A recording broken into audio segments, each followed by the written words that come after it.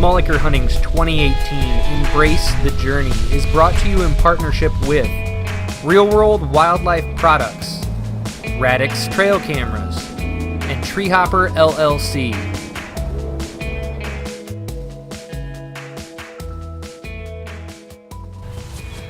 Hey guys, so here we are, we're at the new 22 and it's May 5th.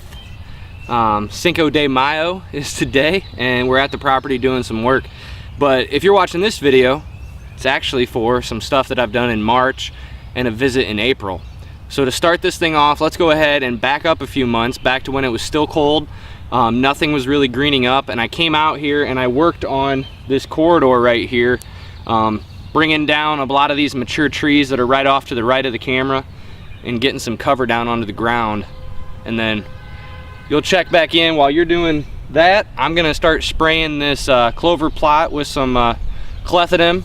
I've got a bunch of these grass clumps growing up. There's certain sections of the food plot that have these grass clumps growing, and I'm gonna go ahead and get rid of them. The clover plot's looking great, but go ahead and check that video out. There'll be a follow-up video a few months later, and I'll see you back here in a little bit.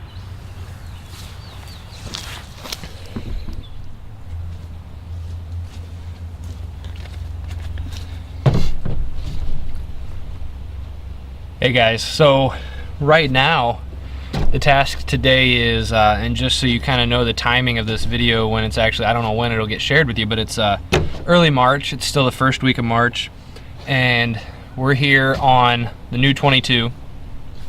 I've pulled up to a section on the southern part of that clover chicory plot that I call the fruit plot because that's where all the fruit trees have been planted so far. The stand that you guys see me hunt out of is about maybe 70 yards up the row here where I shot splits out of. But I got a couple different things today, and it's going to involve both the chainsaw and a handsaw.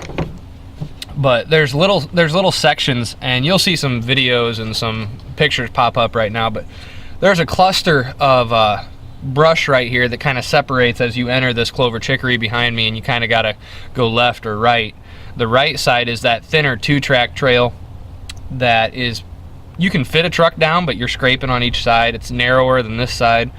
It's right along the border of the bedding over there. It's actually, we're about right at the section where Bertier and a couple of those bucks like to bed in the summer, just inside of there, and then come out and feed and then go back. But there's a section here with maybe 3 or 4 sycamores. Looks like I've got a pear or a maple over there that are pretty mature. You know, they're talking 20 feet or so high, and they're not doing anything for the deer. I don't want shade blocking or anything like that. I want to keep it thick in here.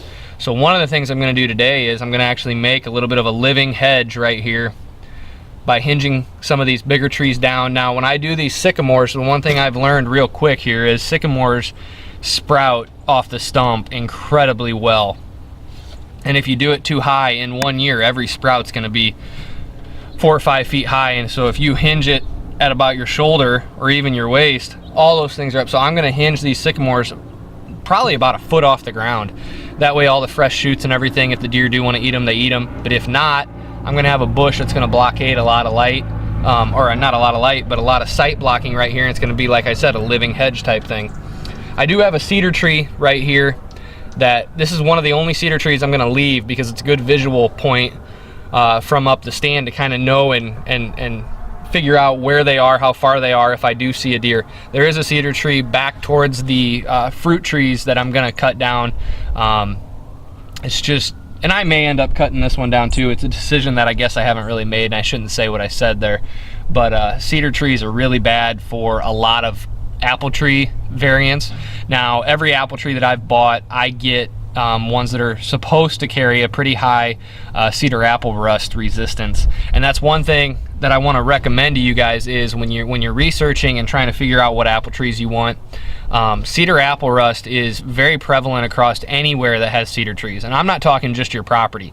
I've read some reports that say that cedar apple rust spores can travel as far as a mile depending on the wind conditions. So eradicating cedars off your property doesn't necessarily mean your trees will be free and clear of it and you're not going to have to keep an eye on it. I prefer to kind of be double proactive in 2 different ways. Minimize the amount of mature cedar trees on my property, at least.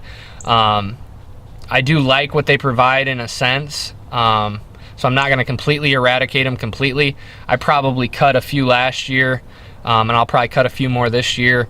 That's one of the reasons why I'm encouraging a lot more Norway spruce plantings throughout my property. They don't carry those spores. At least that's my understanding. If somebody's watching this and you know otherwise, send me some reports, send me some links of some studies or something from wildlife services or something that proves that statement incorrect. But as more Norway spruces mature, I'll slowly eliminate and transition over to less and less cedars.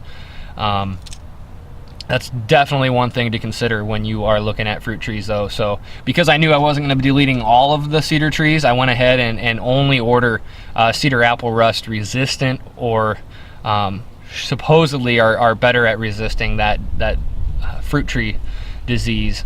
So that's just one thing to consider. But I'm going to turn this into a living hedge like I was discussing.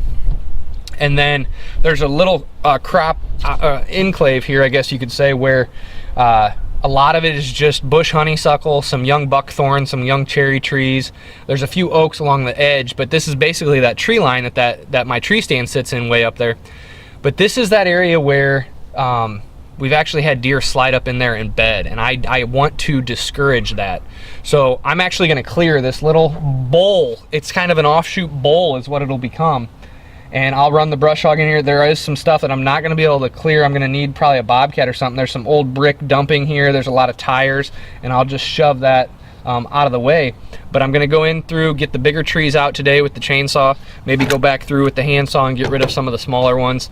Get it to the point where my brush hog will go over it, and we'll get this area nice and ready for clover chicory seed.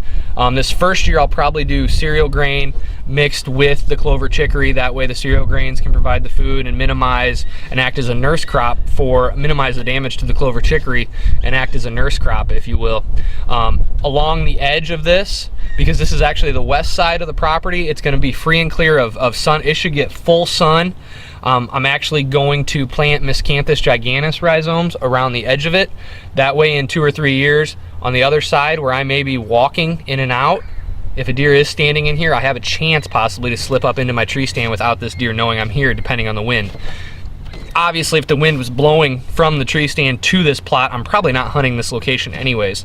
So it kind of works up good for that. I'm gonna hinge along the edges too of this, kind of behind where I'm going to put the Miscanthus giganteus. So I'm going to have a living hedge, a hinge cut edge that's going to act as a blockade. Then I'm going to have Miscanthus for a sight barrier down the road, and I'll put in a food source here. And shifting some of this into food is actually a good thing, because I actually removed a bunch of food over on the west side of the property, sowing in an attempted switchgrass stand of probably about an acre worth. So I want to encourage better bedding, more bedding, and eventually down the road, this entire bedding area over here, which is predominantly right now, about half of it is bush honeysuckle. I am going to eradicate all that. That is an invasive species. I want to get more native species in there, maybe just go to switchgrass. I haven't decided yet, but you only can do what you can do as you can do it. So I've had some questions about, Ty, why are you kind of embracing the bush honeysuckle? I'm not really embracing it. I'm attempting to control it. I'm not going to allow it to spread. I'm not encouraging it, and I would never encourage it on somebody's property. But that's one thing that I wanted to touch on and get out there as soon as possible, is the fact that yes, I have a lot of bush honeysuckle in and throughout here. I went in and cleaned that bedding area up some last year so they could utilize it more. I'll probably go in there and maybe even today and cut a few, because my presence here has easily cleaned out that thin strip of bedding area that is mostly bush honeysuckle. So I'll go in there today possibly and take care of that. So we'll see what happens, but God bless, guys. Let's get to work. Hey guys, so it's been a couple hours and I've done some cutting. As you can tell, this is that section right on the other side of this is actually the truck where you've seen some photos. So just to show you how in a little bit of time you can make a tremendous difference on the landscape of your property. Like I explained earlier, basically we're actually on the inner skinniest, most narrow 2-track with clover chicory on it. The bedding is immediately behind the camera and off to my right, which would be your left. Here out in front of me, this is a little pocket. I wouldn't say it was wider than 10 yards, probably even more narrow than that. And it was probably maybe 20 yards long. It's just a pocket of where the trail split, and both sides had clover chicory. But this was basically, it was getting over mature. It had a sycamore in there. You can see that bigger one right there. I mean, that thing's 30 feet tall. And it was starting to shade out. It was starting to open up underneath. The briars weren't as full and lush, and it wasn't as big of a sight blockade, especially into the late season, that I want it to be. The reason why I like putting these islands of cover and clusters in is for the security factor, where a deer feels like there's cover in every direction and they're no more than a couple leaps away, because this interweaving of in between bedding areas and tree lines and such, this is a spot where I want them to feel comfortable feeding their midday feeding spot, which it actually does play out that way a lot. I see deer all day long at times here, and I think it's because they literally are 2 hops away from cover of some kind. So what I wanted to do is thicken this up a little bit more. That'll do one of two things. Well, it'll do actually 2 or 3 things. One, it creates that sight blockade that I wanted it to be, want them to feel secure. It's not pinching them. This isn't extremely narrow, but it also allows a deer to maybe be on the other side.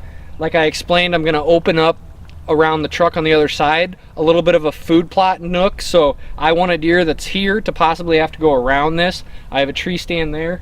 The shed is in the woods back that way. I may get a shot of them hooking around this blockade basically right here. And they won't be able to just stand here on the edge of the bedding area, which is right here, and sight check everything because there's sight blockade. But it's so thick, these clusters, that they got to walk around them, they got to explore them. There's a lot of communication scrapes that I start around these, and there's food throughout this entire area most of the year with the clover and the chicory. A third thing that this does is it brings down food. Not only is it a good sight blockade, it's a good thickener, it's a great food source. It's bringing food down to the deer's level. It's going to create a lot of herbaceous vegetation to spring up because a lot more sun's going to get down in there. More briars are going to pop up, probably get some weeds. Yes, I'll get some non-desirable things to pop up, but this spot now is giving a lot more to the deer than it ever was previously. And I can always come back with a chainsaw in a year or two and sculpt it out, get rid of maybe any bush honeysuckle that pops up, any buckthorn that pops up, things of that nature. But a lot of food just got brought down, and I guarantee you when I come back in a few days, I'll show you guys where the deer have came through and they're nipping all the fresh ends of these trees that I've brought down, especially the pear trees. The sycamore tips will get hit. Basically anything that I brought down right now, I guarantee you, at some point they'll at least nibble the tips right off the buds. So let's go talk about a couple more things and we'll go from there. Hey guys, so we've moved actually north along the skinny 2-track that runs right here a little bit, and this is the edge of the bedding area, and I wanted to discuss one thing that we did. Eventually, like I said, I want to basically bulldoze this whole thing and start clean with either native bushes, high bush cranberry, serviceberry, arrowwood, all kinds of desirable native species. However, I've also thought about just doing switchgrass. But until then, one aspect that I discovered is once the leaves start dropping, this edge really starts opening up, and it becomes hard for me to slip in and out of that tree stand without at least alerting these deer. So one thing I did today, a couple spots, I went ahead and I hinged these edges down. And you can see now it's real hard to see in there. If these live and bush up, it's going to be even thicker. I did leave a couple openings. I don't want the deer to feel like they're pinched, but I want them to be able to walk in and out just fine. This is about head high on me, so I know it's plenty high enough for the deer. I'm not worried about them feeling pinched, feeling like it's a cattle chute effect. There's another opening just on the other side that you can't see. There's another opening maybe 20 or 30 yards down, and that's kind of what I'll do. I'll try to leave an opening every 20 or 30 yards so they have plethora of options, but try to thicken up this edge a little bit. I'm also going to go in and try to get some Miscanthus gigantus started along this line. If this whole trail goes away into Miscanthus gigantus, I'm not going to be heartbroken. It's going to be serving a much better purpose as far as a bedding wall for the deer, protection for me getting in and out of the stand. it would just be a good thing. So I'm going to try to do that as well. But in the meantime, this hinging is going to have an impact as well on their sight blocking, as far as when they're in the bedding area, and if I'm moving around out here, or if I'm getting up the tree, there's more likelihood that they kind of hang tight, see what's going on. You got to understand the area that this property's in, they experience human beings more than probably even most of you guys that are watching. It's a whole different, it's different. The deer here are different than even the deer that I hunt on every other property. They seem to put up with just a little bit more. I've discovered that scent is not going to set them off nearly as much as if they think they see something. You know, I can be hunting a lot of my other properties and I can get away with some movement because those deer don't associate it with a human being. Well, here they're so used to smelling humans because of the close proximity, they rely a lot on their eyesight and sometimes ground scent. If they come across ground scent, I've noticed they're a lot touchier. But just wind scent, you know, I've been up the tree before, and as long as they don't see me move, I mean, it's kind of the case with a lot of deer, but especially here I've noticed them just getting a whiff of me does not set them off like a lot of my other properties. So if they're in the bedding area and they maybe get a whiff of me, I think with this sight blockade, with them learning that this is a safe bedding area, which they've done in the last 2 years, the fact, you know, I could be 50 yards from them and they may not get up, which is a good thing. So I got one more thing to share with you, and then I think I'm gonna wrap it up here. I'm a sweaty mess, been working for about 3 hours, 4 hours, running tanks of gas, and got a lot accomplished today. Got a few more trees I want to somehow bring down, try to decide how I want to do that. But let's go talk about one final aspect of land management and thinking into the future, if you will. Yeah.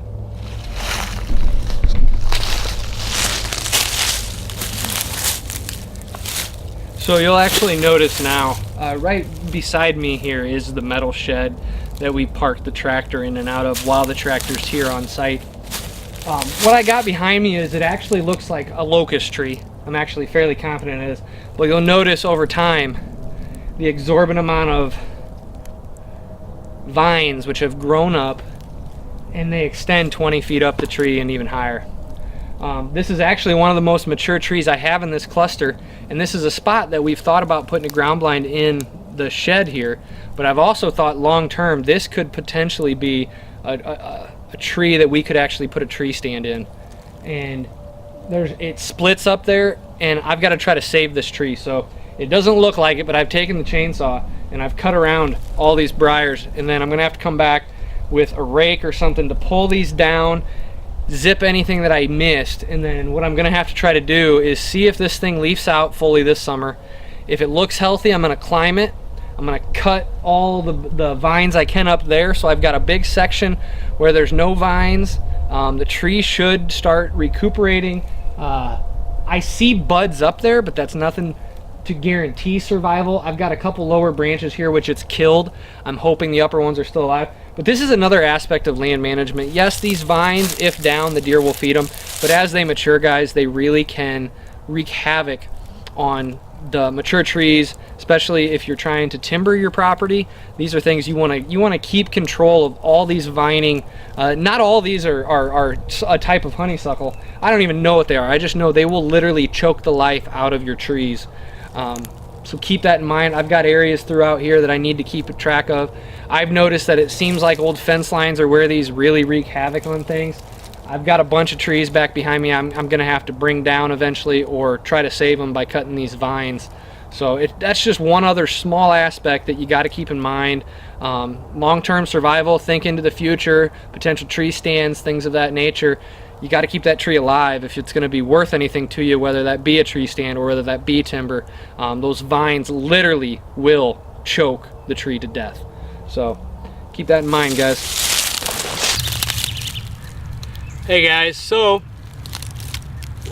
we're now going to head on over to the southern side of the bedding area here, about 100 yards, 150 yards south of the fruit plot here on the east side of the property, or sorry, west side of the property. And before you do though, this tree right here, this pear tree, and you're gonna see some footage while I'm talking, this was a pear tree, you know, it's one of those blooming Bradford or Cleveland, you know, they don't produce pears. If they do fruit, marble size at best. So they're not doing anything for the deer, but I have discovered the deer love to browse the fresh tips of them. This tip's annihilated, this tip's busted off, this tip's busted off. But I'm gonna show you, a lot of people dog me for all the hinging I do. This tree I hinged over and the deer annihilated all the fresh nips, or the tips of them, provided a bunch of food, and now it's thriving. This tree, you'll see, actually has about 4 branches, main branches that I hinged over, and some of those hinges are barely holding on. This tree now will provide wider, more bush-like cover, and it'll continue to put on fresh shoots. The deer will eat it, and the cycle will continue until the branches either die. I did have one die, or deer finally browse it to where it won't work. But I expect this will probably live for at least another 2 years or so, if not 8. I mean, you never know. So just something to remember. Now we're gonna head down there. We're gonna throw some Miscanthus giganteus in the ground. So this is the place for the Miscanthus giganteus. You're actually watching a video of me standing where the camera's at, and I'm panning. You're looking south there, and it pans on across and then looks off to my right, your left, up towards the northern and into the thick part of the bedding area up by the tree stand. This is the lower area that I came in, and I glide treated this last year. Sorry, stumbling over my words. But I thought about putting switchgrass in here, but there was too much structure and I didn't have a dozer. In the future, if this experiment doesn't work, or at least around it, I may bulldoze an entire section, prep it for a real true Miscanthus switchgrass planting, and get switchgrass growing. But actually right here in this section, that's probably no bigger than 3/4 of an acre, we're gonna shove a bunch of Miscanthus giganteus rhizomes in here. Probably try to keep them about 4 feet apart at the closest, so that way over time as they grow, there'll be corridors, they'll be able to bed in here. And the goal is to have a Miscanthus giganteus like switchgrass location with real high grass cover right in here in the heart of the bedding area. And then that trail that I walked in from where the truck is parked, you're actually watching that footage now, that whole trail is going to get planted in Miscanthus as well. For back here, we've got 2 different, let me open these up. So right here are the 2 different rhizomes, and what we've got here is a cluster. This is about a year-old cluster. This is basically, I'm gaining a year versus the rhizome. These are extremely healthy looking rhizomes. This is from Maple River Farms. Be sure to check them out. Don was amazing to work with, his staff was amazing to work with, and I've got some really big rhizomes or clusters to shove in the ground back here, and they're already starting to poke out some growth, so I know they're going to be, hopefully I can get them in the ground, get some really good generation growth this year yet. We're gonna just shove them all over in here around this structure. We've got trees in here, we've got cedar trees, so over time as this grass grows, this is going to become instead of an open dead area that I originally thought about putting a food plot in, and over time I learned that would be defeating the purpose of having this entire bedding area, having a food plot right in the middle of it. I've got food right outside the bedding up here that I can hunt more so. All this undergrowth and native browse I'll keep encouraging. I'll come in and keep hinging over the years and have food in their bedding area, but I don't want to have to take care of and nurture a food plot in here. Instead, I'm going to thicken up, give them a better bedding option, try to not let the invasive bush honeysuckle take over in here. There's a few of them in throughout here and around. I'm going to start hitting and treating and cutting, and over the years this will be a thick Miscanthus giganteus stand, accomplishing the same thing that switchgrass does for me. We can then burn it just like switchgrass. We can spray 2,4-D once it's established, and it'll work out great.